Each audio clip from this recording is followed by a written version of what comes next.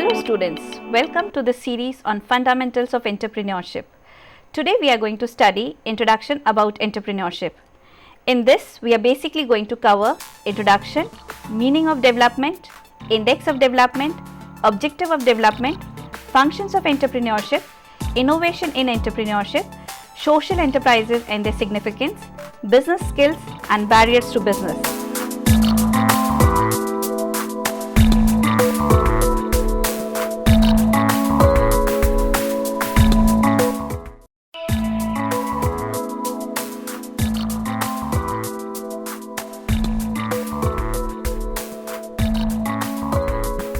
All that is valuable in human society depends upon the opportunity for development accorded to the individual.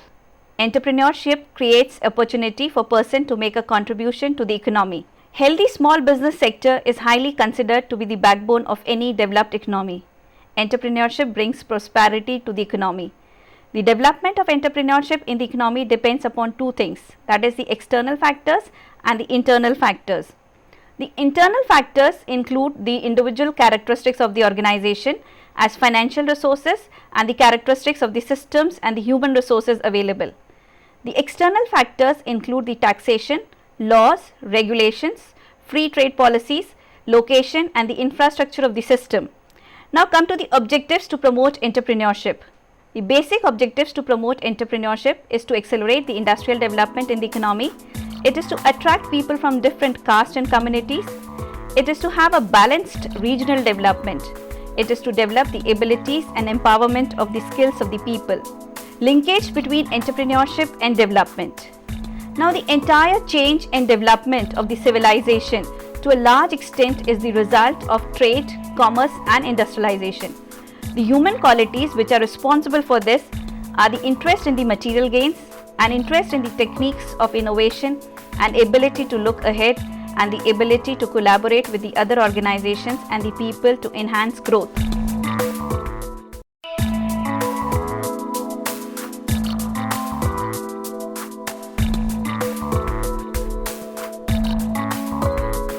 Now come to the meaning of development. Ricardo identified machinery, capital, labor and three factors of production which give profits. These profits lead to savings and savings lead to wealth creation which help in the capital formation, and this is economic development. What are the objectives of development? The availability and distribution of basic life sustaining goods such as food, shelter, health and protection is important, and this is done by entrepreneurs. The development increases the basic standard of living of people. It expands the range of economic and social options and choices for the people. Let's come to the index of development. The common index of growth is the growth rate and the per capita income. The index of development is also reflected by the GNP, that is the gross national product. The GNP of the country is to take into account the ability of a nation to expand its output at a faster rate than the growth rate of its population. GNP is the economic well-being of the country. The index of the development is also reflected by the lessening of the poverty, increase in the level of employment, increase in the quality of education and health services. It is also the increased individual and group esteem. It expands the human choices and reduces the external dependence.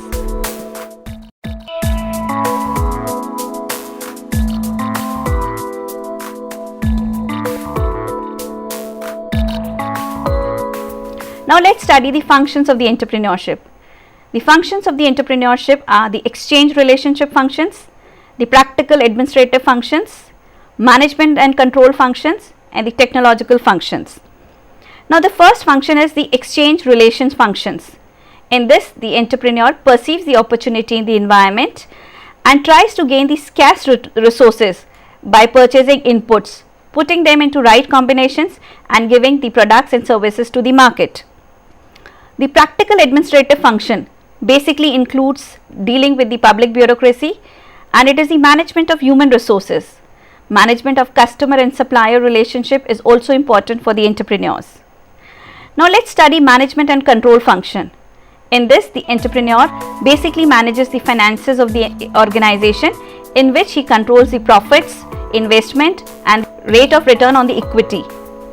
The production function basically includes the policy of production, the collection of raw material and the final production of the product. Technological functions.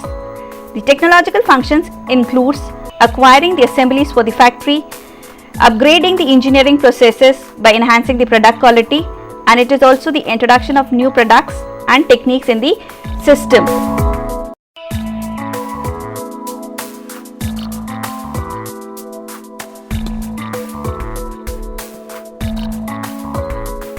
Now, business is not a financial science. It is about trading, buying and selling. It is about creating a product or service with such a good quality that people are ready to buy it. The magical combination of business success is planning plus intelligence plus hard work plus contacts plus follow through. Now, let's study innovation in entrepreneurship. Entrepreneurs innovate, and innovation is the crucial and the central ingredient in economic development. In the words of Peter Drucker, the entrepreneur always searches for change, responds to it and exploits to it as an opportunity. Entrepreneurs are responsible for the commercial introduction of many new products and services and for the opening of markets. A look at recent history shows that entrepreneurs were essential to many of the most significant innovations, ones that revolutionized how people live and work. From the automobile to the airplane to personal computers, individuals with dreams and determinations developed these commercial advances. Innovation is a specific tool for entrepreneurs, the means by which they exploit change as an opportunity for different business or different services. It is capable of being presented as a discipline, capable of being learned, capable of being practiced. Entrepreneurs need to search purposefully for the sources of innovation, the changes and the symptoms that indicate opportunities for successful innovations, and they need to know and to apply the principles of successful innovations.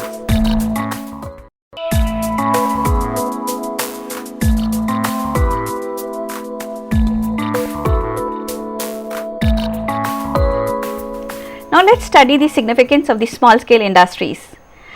The small scale industries are important for the economy because they encourage the philosophy of self-development and self-sufficiency. They increase employment opportunities, they develop the rural areas, they utilize local resources and ensure better earnings. They also help in the upgradation of the traditional skills of the artisans. They also help in the equitable distribution of the national income. They improve the linkage between the small scale industries and the large scale industries. They stabilize and neutralize the effect of recessions and uncertainties happening in the environment.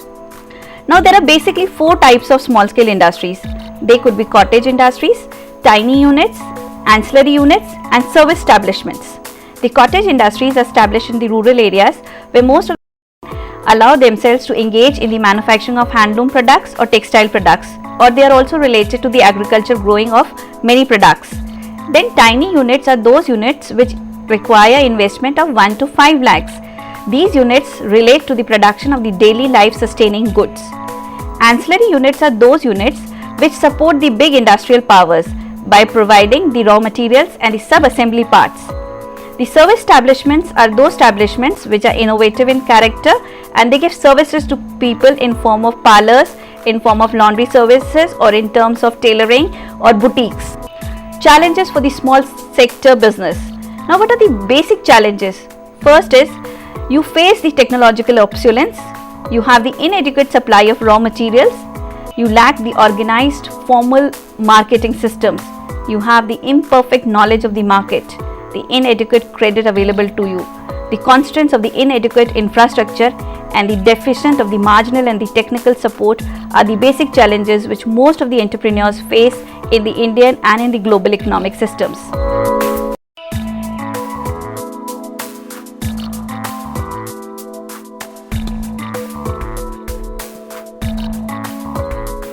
Now, need for entrepreneurship and self-employment. The need for entrepreneurship and self-development or self-employment is important because the government has to increase the national production, help in the balanced regional development, they have to disperse the economic power and they have to reinvest the profits which are earned by business. First is increase in national product. The gross national product of the country increases if the export potential of the country increases. The balanced regional development is there if there is a same kind of development both in the rural and the urban sector. This kind of development gives a multiplier impact by which the other sectors of the economy also develop. Dispersible of economic power is that if small scale industries develop, then most of the monopolistic organizations would genuinely have little power to economically exploit people. This will also help with the promotion of the competitive entrepreneurs to produce goods at a reasonable rate. Reinvestment of profits. Whatever you earn in the business, some part has to be invested again. If this is done, the economy would grow, and basically if the export industry is promoted, then it will be more flexible and it will bear the forces of recession or uncertainties which are basically happening in the market. Local development is possible because this is important for the economy in terms of value addition. It also helps you in import substitution and gives you a kind of a skill upgradation. The facilities and the infrastructure and the support system also develops if the small scale sector develops.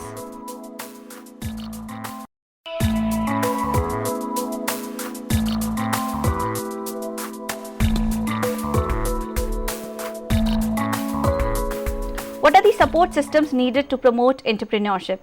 The basic type of support needed to promote entrepreneurship is to have a good financial system. It is if the financial management of a country is good, the banking system or the institutions are good, most of the problems will be solved. Access to relevant information could be through the revolutionary technology of internet, computers or consultancy services hired by the government. The business management training programs and the institutes are important in empowering people. The business plans have to be developed by experts and consultants. The business registrations process has to be made simple. The quality management has to be proper. The environment has to be sustainable.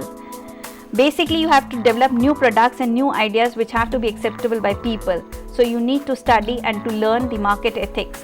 Basically, to start a business, you need a kind of a business idea or a plan. You have to deal with licenses. You need employees and workers. Then you need to have a credit system. And you have to protect your investors who are associated with you. You have to be a good taxpayer because society is important and the government is important. After all these, you have to basically sign a kind of a contract in order to start a flourishing business.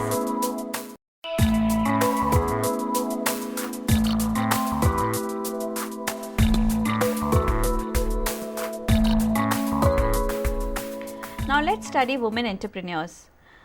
Women are important for the society because they are the better half. Why do women take employment or they become entrepreneurs? There could be many reasons, but we can analyze them in these following categories. First could be the push factors and second could be the pull factors. Push factors are those factors which force women to take up jobs or take up their own businesses. This could be due to the death of some family member, there is no breadwinner for the family, or it could be a kind of a poverty or a kind of a problem at home which can force you to take up business. Now this kind of permanent poverty which exists in family gives a kind of a strength to women to stand up in the society and thus take up a stand for herself and for a family to take business. Now pull factors could be women's desire to value business, a woman's need to be recognized. Basically, she wants to stand up for herself and to gain recognition in terms of their talent and their values associated to her esteem and a social status. But any kind of entrepreneurship which woman takes up faces lot of problems because these problems are the society is generally male dominated and the problems which are associated to her is the basic growth related to the women entrepreneurs in the market is very slow. Now she has to perform a kind of a dual role in the society because she has to look after the family also and has to look after the business also. She has to be a kind of a subordinate to man, and that is just being a price paid for being a woman. Now non-awareness of many things related to government subsidies, government taxes is a big hurdle to take up business in the right direction. She needs education, she needs a kind of a technical skill to take the business to the right direction. But there are many problems which women face due to the lack of capital, credit or understanding the complexities of the businesses is a big hurdle for the woman. The woman also has to compete with the male dominated society, with the competitors. She has to buy materials from the suppliers where she has to communicate with the male subordinates or the male superiors also. Problems related to marketing, problems related to distribution face a lot of problems and challenges for women as being entrepreneurs. Now we basically give some suggestions which the government could incorporate and could form a policy where the women entrepreneurs can grow up in the society and the society can prosper. Because if woman is educated and woman stands up as a force, you generally educate a kind of a generation and you generally develop an empowered society which reflects power, confidence and kind of gift to the future children also. Now the problems of getting finance is the biggest problem.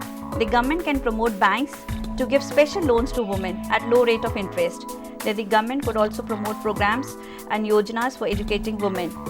The government could also link the product, services and market distribution channels in such a way that they become easily accessible to all the entrepreneurs working into the market. The encouragement related to upgradation of technical and non-technical skills is important for the women to stand up as entrepreneurs. Gender budgeting. If gender budgeting is done properly, then it could empower women.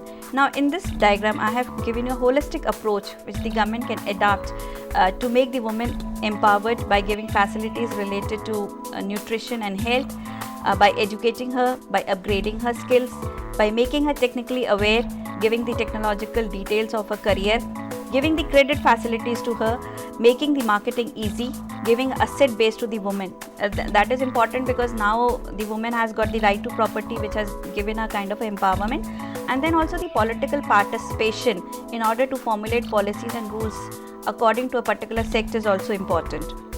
It is important to create a general awareness and understanding of the problems of women entrepreneurs, and it should be a top policy and a priority for the government to look after it. There is also a special problem facing women like preference of male children to female children. This will require awareness, understanding and action. The best way is to educate the children, orient the teachers, examine the textbook, teaching aids and ensure that the next generation grows up with this new thinking that boy and girl both are equal in the society. Now categories of women as entrepreneurs could be classified as women working in organized sectors and in unorganized sectors.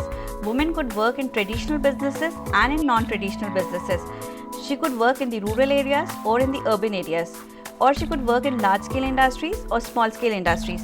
She could work as an independent or as a joint venture company. Any kind of categorization of women could also be classified as first category of women is those who are working in big cities. This kind of woman is a rich and empowered woman who has got a lot of financial abilities. She has got the kind of technical qualifications and she is involved in the non-traditional and the sophisticated businesses. She is an empowered woman who understands the society and the complexities of the businesses. Second category of women is women working in medium cities. Now medium cities women are basically having a limited financial ability. They work in the kind of both traditional or non-traditional business sectors. They could take up services like opening up the kindergartens, beauty parlors, health services or kind of health service centers. Third category of women could be the illiterate woman working in the rural area. Now she is basically very poor, she is illiterate and she does not have the financial money or the ability to succeed in business. And this work is related to the non-traditional businesses like agriculture, horticulture, animal husbandry, dairy, fishery, farming or kind of handloom or powerloom businesses.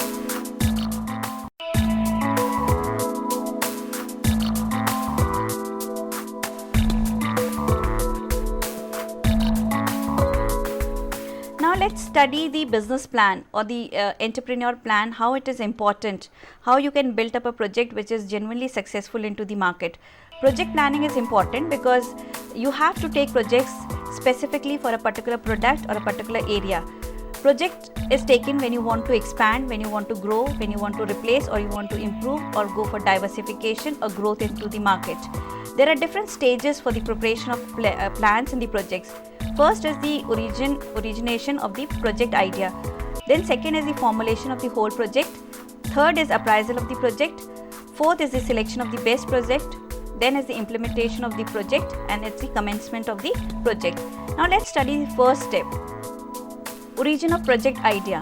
Now identification of the investment opportunities in regard to the structure of the government and in regard to the country structure is important. Here the ideas are examined in terms of their viability and in terms of their functionality. how they are possible or feasible in the practical situation. A preliminary analysis is done to make the idea viable. Now the formulation of the kind of whole outline of the project is based on this idea. Then second, you appraise the report. Appraisal could be done on the basis of cost benefit analysis, what is the investment, what are the returns, or what is the gestation period, after how many years the project would give you results is important. Second is, if you try to select the project, then the important aspect is look into the factors of production, manufacturing processes, size of the unit, and the form of ownership by which you want to go for businesses.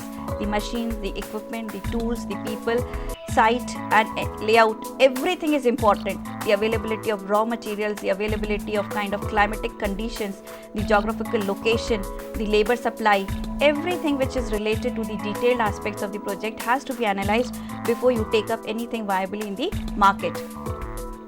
Implementation of the project would involve a kind of engineering design has to be prepared. After this design has been prepared, you go for negotiation to do a kind of a buying or come into a kind of a contract where you come to the best cost possible basis. Then you go for construction and go for training of employees to start the project. The commencement of project would start with the uninterrupted operations. It would give you the norms for the production and for the marketing of goods.